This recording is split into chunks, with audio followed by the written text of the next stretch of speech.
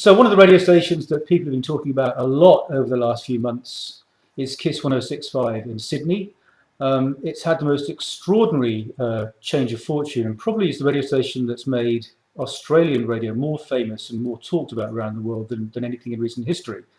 I'm delighted to be talking to Duncan Campbell, who's the National Content Director at the Australian Radio Network. Duncan, good to talk to you. Good to talk to you too. And thanks for sparing the time for this. I'd like to talk a little bit about kind of the whole process and how the rebrand and the relaunch and the Kyle and Jackie thing came about. But first, can you just give us a quick walk through your career? Because you've worked in quite a number of different radio stations in different markets.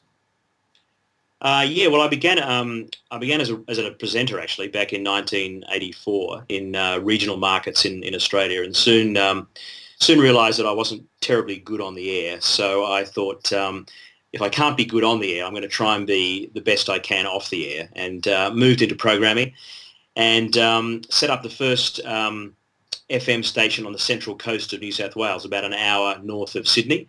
It was called Coast Rock FM, and I was introduced then to consultants and got to learn more and more about programming, and then was approached to go and work in Perth for a Kerry Packer-owned station, who at the time was the wealthiest man in Australia. So that was interesting. Then I got to work for Austereo, which was prior to the merger between the two networks, Triple M and Austereo.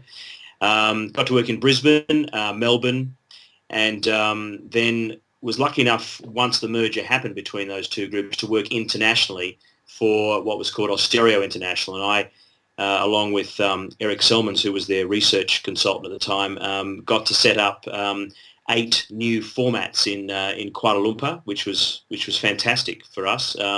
We did some of the first music research ever done in KL, and because not many people had phones, you had to go and knock on doors and invite people to halls, and they would sit there with pieces of paper, etc., and judge the songs in the good old-fashioned way. And after that, went back into programming stations in Australia, and then got to work for a consultancy company called BPR, and one of their big clients was the GWR group in the UK. So with them, I worked in New Zealand, so obviously the UK, and also had an opportunity to work in Finland, in Helsinki as well. So, and following the experience at GWR, they internalised the consultancy effectively, and I moved to the UK in 2002, and was there for about 10 years. And I don't know how you feel about this. My experience as a consultant is that working in different markets, in different cultures, makes you a much sharper programmer. And you've clearly worked in many different places. Do you think that's right? Absolutely. I think it teaches you to ask questions first. I think some of the biggest mistakes of consultants is that they walk in and sort of assume that what worked in market A will work in market B. So I learned to ask lots of questions, get the context right first, and then apply the knowledge that you had to that particular market, given its nuances. So a classic case was in KL, in fact. What we assumed would be a standard sort of day part layout of breakfast being the big show, and then sort of nights not being as important because there weren't as many people.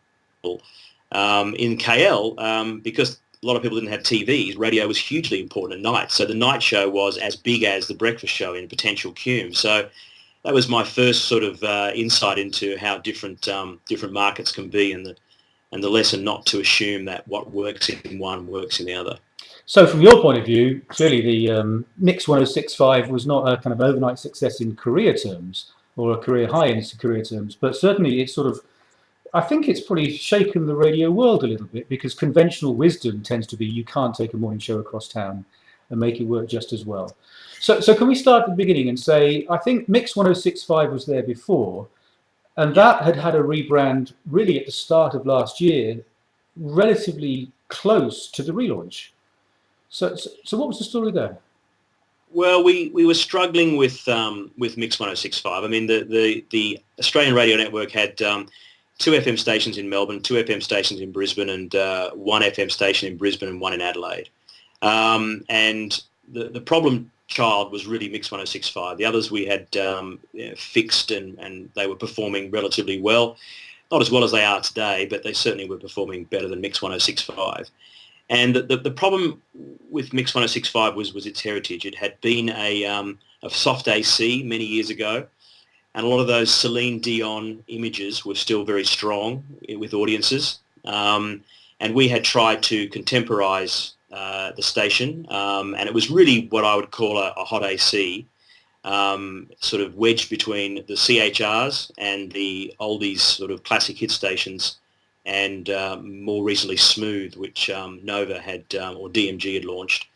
And when we did focus groups, we kept on getting feedback about these old images, and we just, no matter how much we tried to shake them, they were so embedded in people's psyche that Mix 1065 was really off people's radar in terms of sampling, and their perceptions were very fixed.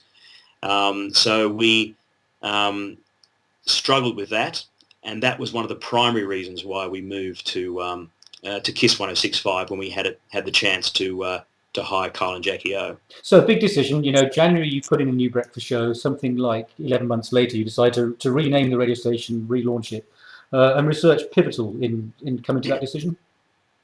Oh, absolutely. I mean, we spent a lot of money on research. We research our markets twice a year with big market studies, and we do ongoing music research. Depending on the format for the ACs, it's more like fortnightly, and for the sort of hotter formats, it's weekly. And you're right, we had launched a new breakfast show. In fact, we'd launched a new breakfast show every year that I'd been there on Mix 1065, trying to build a successful breakfast show. So I really appreciate how difficult it is to build these shows. And the research we had done, coincidentally, just before we had started sort of realising that the Kyle and Jackie O move could happen, and we had anticipated that, and we thought to ourselves, well, the research clearly showed there was a really strong gap for what I call an adult CHR. So not a pure CHR, not really a hot AC, a sort of a hybrid of that, given the competitive layout of the market. So we knew that if we could get a big breakfast show, that format would work really well. So the thinking about Kyle and Jackie O and the thinking about the relaunch were hand in hand, or did one lead the other? Well, there was a long lead-in time. So we had sort of discussions early on with Kyle, particularly before Jackie O came on board. And as soon as those discussions started to happen, we at the same time were putting a market study into the field. So we adjusted that study just in case that this sort of move might actually happen. We were very sceptical at first because we weren't convinced that Southern Cross or Stereo would let them go, that they would probably come back and counter. So we were lucky, though, to have the time to do the study before the move gained momentum, certainly in the press. And can I ask what it was that you had that Southern Cross didn't? What was the negotiation point that swung it? Cheeky question, but I have to ask. Yeah, no, look, they were, the bottom line is they were unhappy where they were. And I think, there are probably several great lessons out of this experience from an industry point of view, some personal lessons as well. But the one big industry lesson is that you've got to manage talent properly and look after them. And they weren't happy. That's the bottom line. Kyle was not happy there, and he was keen to talk to us about moving across. He didn't want to move to Mix 1065. He wasn't interested in that. He wanted a new station, and we were happy to do that because we knew that Mix had so many of these old brand perceptions, which were really just anchors around the station, really, in terms of it trying to progress. I mean, it was obviously a massive decision for Kyle and Jackie O. 51 consecutive surveys at number one in Sydney, commercial number one, which is an extraordinary run. They do have a reputation, deservedly or not, for being reasonably demanding people to work with. Was that a concern of yours? Yeah, it was. And we were concerned about them coming to North Ryde, which is not, it's it's a northwestern suburb of Sydney. It's not our studios are not as glamorous as the Southern Cross or Stereo studios, and ARN didn't employ as many people as Southern Cross, so we were concerned about how they would adapt to that. But I think with talent, it's all about how you set up the relationship from day one, and we set this up as being a partnership between the two of us. And I believe as a programmer, you've got to remain close to the talent, not too close, so you can't cross a certain line in terms of getting sort of becoming too friendly with the talent. But I have a huge amount of respect for Kyle, and he has sort of respect for me as well, and that's our relationship. So we support them, and they in turn support us. So it was an early concern, to be honest, but once I realised why some of those perceptions were there about him in terms of the way he behaved, based on how unhappy he was, I realised that we perhaps wouldn't have the same issues at ARN.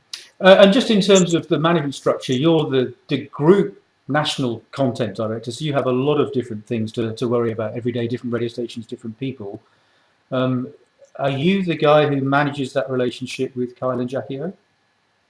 Well, I'm the guy who does. I do all the big contracts with all our talent. So the first point of contact with our key talent is myself in terms of contracts. Then it reverts down to day-to-day contact with the local content directors.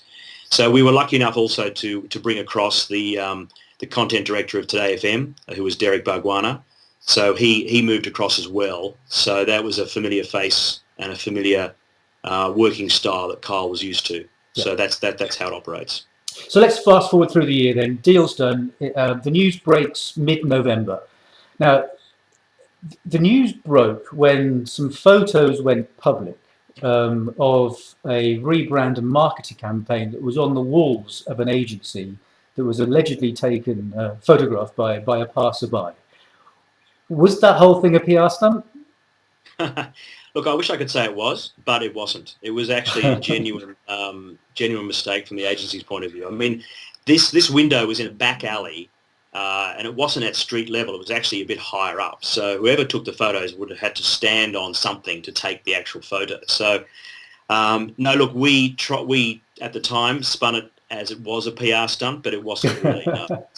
It was a mistake from the agency, but thankfully none of those logos they put up were close to the ones we decided, or the one we decided we would use. So and presumably that screwed up your timeline pretty well.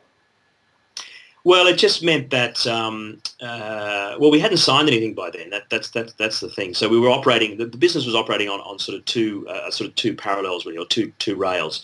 One was Mix 106.5 will be there in 2014, and we have to keep on going, and we're preparing for that. And this possibility that Kyle and Jackie O would be here, and KIIS 106.5 would be launching in January. So we had part of the business sort of working on both those rails, and it was there was a lot of activity going on. We were building the KIIS 106.5 format even prior to them even being signed. And we were obviously briefing marketing, advertising agencies and preparing campaigns and running through logos before we even had a signature, because we knew that if we did sign them, we would sign them towards the end of the year, and they would be on the air in January, because they had no non-compete clause in their contract. So once that contract finished, they were free agents to walk across the road. And is that a useful lesson for other programmers to take note of, the non-compete issue? I think so. We were amazed there was no non-compete. So, I would suggest if you can, try and get a non-compete, particularly if they are big talent and you're keen to prevent them from walking across the road at some stage. So fast forward a little bit more. The new station launches on January the 20th. And I think you described it in the press as the biggest radio launch in Australia in the last 10 years. Yeah. How pleased were you with the kind of the launch itself, and how much did you do in the run-up to make sure it landed the right way up? Well, we had a real sort of plan of action. We had daily checklists which we would sort of work towards and check those things off, and we knew we had to launch on January the 13th, I think it was. So we sort of created the plan back from that. and made sure we hit each of the key markers every week or every day we had to. And there was, as I said, a lot of activity. Some of the production was being outsourced, or the imaging was being outsourced. We were busy trying to hire additional staff, doing contracts, and trying to get Kyle and Jackie O into sort of photo shoots and all that sort of stuff, as well as doing the contracts. We agreed terms fairly early, but we weren't allowed to sign anything until they had actually completed their had resigned on the air.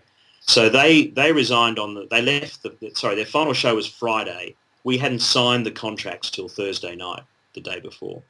How were your stress levels at that point? Because that's a lot of trust. It was a lot of trust, and that's sort of, I guess, indicative of the relationship we had sort of established based on the conversations we'd had to that point. So it was a lot of trust from us, but also from them as well, because they had not renewed and they had left without having anything in writing. But we were up till Thursday night at about 11 o'clock, I think, we got the final contract back. So it was very tense in the offices. We were having a glass of wine and a few crisps, but waiting for the lawyers to phone and dealing with conversations. And I was having conversations with both Kyle and Jackie O.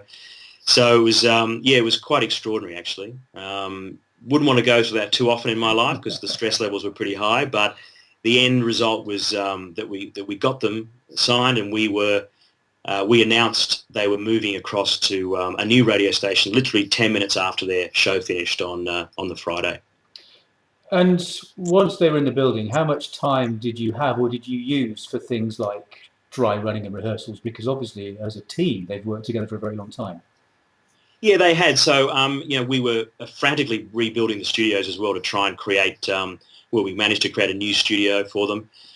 We wanted cameras set up and sort of so it could be at the multimedia show that it tends to be. They probably did a week of sort of dry runs, maybe not full shows, but certainly large parts thereof, and testing equipment. And look, I mean, I have to say that the launch day went off really without a hitch, and I was surprised it did. I thought something would go wrong, but full credit to everybody who worked on it. It really, the day one was a fantastic day. It was maybe a minor glitch, I think, with one of the crosses to the newsreader in the first sort of few minutes of the show, but other than that, it sort of went seamlessly. So I was hugely relieved and, to be honest, amazed it didn't go off or did go off without a hitch. So, and of course, the reality is when you kind of work towards a big launch like that, it feels like launch day is the finishing post. And of course, that's really not the case, is it? Because instantly you've got the media attention and you've got ratings to worry about. So what were your expectations in those first few weeks? Well, we had modelled 2014 based on the Kyle and Jackie O show coming to KIIS, and we didn't really have. We obviously, in modelling, you tend to be more conservative. So our conservative view was that it wouldn't really hit its straps until about survey 5. So for Australia, we've got 8 surveys a year. So you're talking about sort of July, August in terms of that calendar. But as the show was on the air, sort of the first couple of weeks, the sort of the marketing had kicked in, and that was extensive. We spent, about in sort of English terms, about £1 million in marketing, sort of television, outdoor, and digital marketing as well. And the social noise that was going on around this switch, if you like, was quite extraordinary. The comments on Facebook, the Twitters, all that sort of stuff, and the sort of, it was just, I sat back and going, this is really quite extraordinary. I wonder how long this will actually take to work. And we didn't do any tracking. We don't do tracking, so we didn't actually get any sort of insight into audience movement. But I was really surprised and obviously delighted when it went number 1 in the first survey. It was quite extraordinary to see the shift that had gone. So I think it was March the 11th, ratings come out, and this signal, which has been a bit of a problem child, as Mix 106.5, as KIIS 106.5, it's the number 1 commercial radio station on FM in Sydney. The share went from a 5 to an 8.4, and Kyle and Jackie O go to joint number 1 in the mornings as well. Yeah, that's correct. Yeah, so it was if in terms of Sydney, they went joint number one with our sister station, WSFM, which is a classic hits radio station. And Jonesy and Amanda, who's the breakfast team on that station, are also heritage breakfast shows in Sydney, a heritage breakfast show in Sydney. So, I mean, it was extraordinary. I mean, you couldn't have written that script from a company point of view any better to have both those shows at equal number one and the stations at number one and number two FM. So I think as a program director, sometimes that feels like exactly the moment to leave, doesn't it? It doesn't get better than that. I should have perhaps packed up and left straight away. So, and of course, that's half the story, because the other half of the story that's interesting to look at from an outside point of view is what happened to Today and the Today morning show. They'd obviously scrambled to get a new show in place. They'd sort of led with Mel B as the star of the show, although she was doing it, I think it was an hour a day from America. Yeah, it was, yeah. And they lost over half of their listening. They got the lowest share of all the commercial FM radio stations. And I think the breakfast show went from first to worst. It did, yeah. Went to last. Extraordinary. Did you expect that? No. I mean, the whole day it was full of unexpected results. Really, I mean, the audience shift was significant, and the impact on that radio station was well. To be honest, we knew that through the research we'd done that Today FM was built on Kyle and Jackie O. We knew that, for example, the music format which they had wasn't as strong as it perhaps should have been. Mm-hmm. So once you took away that, it wasn't just a key pillar; it was probably the pillar of the radio station. The audience left in big numbers, particularly out of that breakfast show. So part of me wasn't surprised, but still, when you see it on paper, it looks pretty shocking. So, and I think again, for those of us in programming and consulting, a useful lesson there, just in terms of even if you are a heritage number one player, you can't afford to take anything for granted. Absolutely not. I mean, you've got to maintain that breakfast show, obviously, but also look after the overall radio station and the brand. And as it turns out, the brand was nowhere near as strong as it needed to be to at least maybe keep some music fans happy sort of across the day. I mean, the drops were extraordinary in all day parts, actually. Now, there's a clip, a video where we can see Kyle and Jackie O in the studio when somebody walks in with the ratings. And they're obviously bouncing off the walls, which I guess answers my next question, which is how much do they care about the ratings? They've been doing a radio a long time. They're in a new home. They've got a new contract. How important was that to them? Oh, look, very important. I mean, the great thing about Kyle and Jackie O is they are first and foremost radio talent. They haven't been imported from TV or haven't come from any other sector. They were radio people they are radio people through and through. So the passion for the business is very much there. Kyle loves radio. He's obsessed about it. One of his favourite radio stations was KIIS in LA. And they take it all very seriously. I mean, they mightn't sort of say that in certain circumstances, certainly in front of some press, but deep down they take it very seriously, and they were delighted to sort of maintain that continuity. So, and is this proof that Kyle and Jackie O are bigger than the radio station? Yeah, look, I think that they're the sort of show that is. I think our challenge with KIIS is to try and make sure the KIIS brand is also strong. But I think today, if you want a winning radio station, you've got to have a very strong breakfast show. And I think in an ideal situation, ratings-wise, is when that show is so strong that and habitual listening gets formed to the point where people just listen because they do, and other options become less relevant to them. And I think that's the case with Kyle and Jackie O. They are, they are hugely dominant in sort of the FM market in Sydney. So, and so we had that extraordinary first result. Second survey came out around about the 3rd of June, I think, and it showed that both KIIS 106.5 and Kyle and Jackie O had lost some ratings in the quarter, around about a share point or so. Was that a surprise?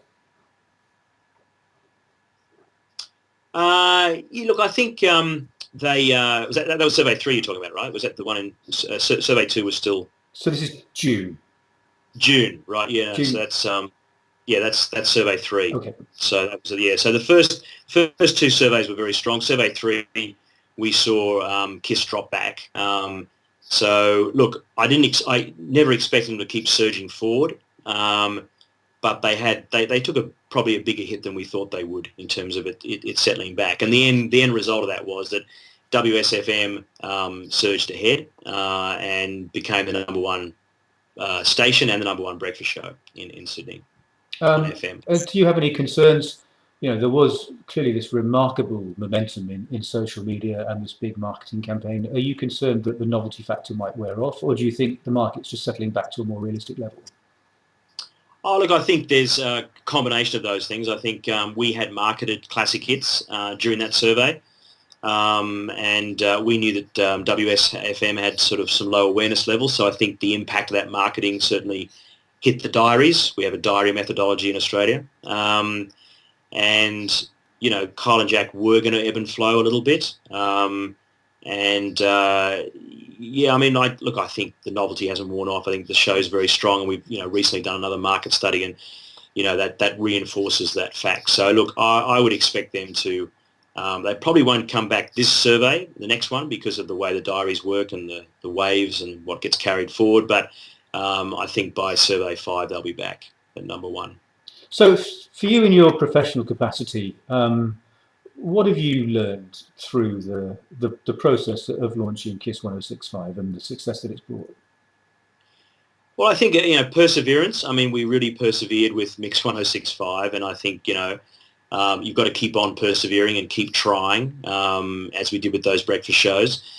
But also, be prepared for those opportunities which might present themselves out of nowhere that can change your fortunes, and also make sure that you create an environment where people do want to come and ultimately work. And I think that was, I think even though we were a small company, the environment we create for talent is positive. And I think, I don't know whether that got back to Kyle, but he certainly, he certainly phoned us when he could have phoned the other major radio group in Australia as well. So, and, I think you've got to maintain good relationships with talent for as long as you can. I mean, I first met Kyle way back in Perth back in the 90s when he was actually running the street team for us in terms of the street cars we had. And we got on quite well then, and I respected him then, and in terms of the way I treated him then. And he made comment to that when I first met him again. So you never know when the way you treat someone and might just pay dividends for you in the end. And just remind us, how long was that gap between that early treatment of quite a junior person and this person remembering it? Well, that was probably 1995, so sort of over about 20 years, yeah. And I do think it's true that if you've got a reasonably mature pair of ears, no matter how hard people try on air, if the atmosphere is not good in the office, it leaks out through the speaker. You can tell whether somebody's faking it or whether they're meaning it. Absolutely, and I think that's why people made comment that the Kyle and Jackie O show on KIIS sounded better than it did on Today FM. Now, we didn't change any of the elements of that at all, but the fact is he just wasn't happy there. So the show didn't have the same spark, and I think he paid me probably ARN probably one of the greatest compliments when he said that, because I used to always go and ask him, how is he? Is he happy here? And he said, Duncan, you don't have to keep asking me that question. I am the happiest I have ever been in radio ever. So, we do spend a lot of time making sure the talent are happy, and we treat them with respect. And I think that you can hear that on the air, definitely. I agree with that. So, last question from me. If you have some words of advice, having been through this, for somebody who inherits a bit of a dog of a radio station that really is not doing well, what would your advice be to them in terms of trying to find a way through the chaos and clutter? Well, I definitely do research right up front, and I would look at the perceptions of the radio station and see what sort of shape it's in, and then I would act on the research. Look, in hindsight, it worked out okay for us, but we were really, pushing a very heavy log up a hill with the perceptions on Mix, and in hindsight, we should have perhaps acknowledged that earlier on and changed mix earlier. Having said that, everything worked out okay, but Kyle and Jackie O's don't come around every day. So I think, it's important to act on that research. And that's probably the one mistake that we made, was we knew the perceptions were bad, but we kept on trying to change them. And we perhaps should have put our hands up and said, look, we have to change the radio station here. They're just so bad. Duncan Campbell said, it turned out okay. I think it probably did. Listen, thank you so much for taking the time. Really appreciate your honesty and candor in some of the answers too. Great to talk to you.